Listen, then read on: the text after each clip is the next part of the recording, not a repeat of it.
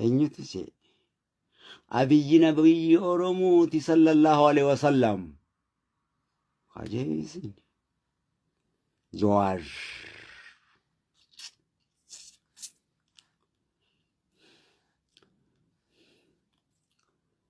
meena kasa isaa deema inuma eega akkanaa kaatan isin dhiisuuti Jawaar mee deema amma boodan dhiisu waliin dhiifnu gaa'ii duraan dhaabbadde amma boodan dhiisu gaa'ii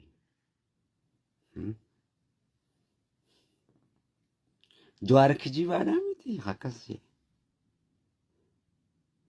abbaa korojoo kana isinii mika jedhe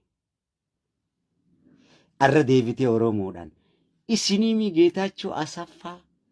Profeesara guddaa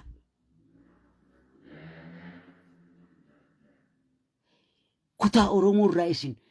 kaleessa Jawaarii wajjin Jawaar nama xiqqee isin qabaa isin girrisaan miidiyaa kana gubbatte sobarra kaayuudhaan Tuulamaa jettan hayyoottan kutaa 11 ni jira isin malee nama gurmuu godhachuudhaan nama jaarrachuudhaan jira isin malee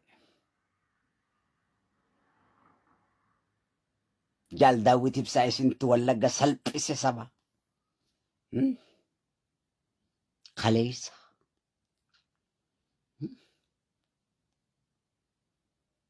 Salamoon Ungaashee kas saayintistii bar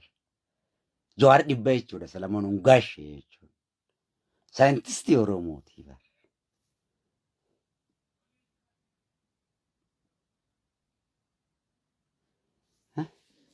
isin girrisaan jechuudha arra Oromoon akkasitti gurmuu isinii hojjetaatu hin jirtu abadan ofni faarsitan isin girrisaan hayyuu namaani xiqqeessitan isinii kaleessa hayyuu Walloo keessaa dhalate ka Boorana keessaa dhalate ka Jimmaa keessaa dhalate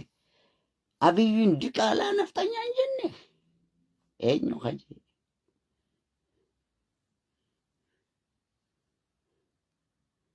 hay egaa Abiyyi hawultii jaaree jettanii itti lafaa kaatan hawultii Minilikii fi Hayila Sillaasee jaaree jettanii lafaa ka'e isinii fi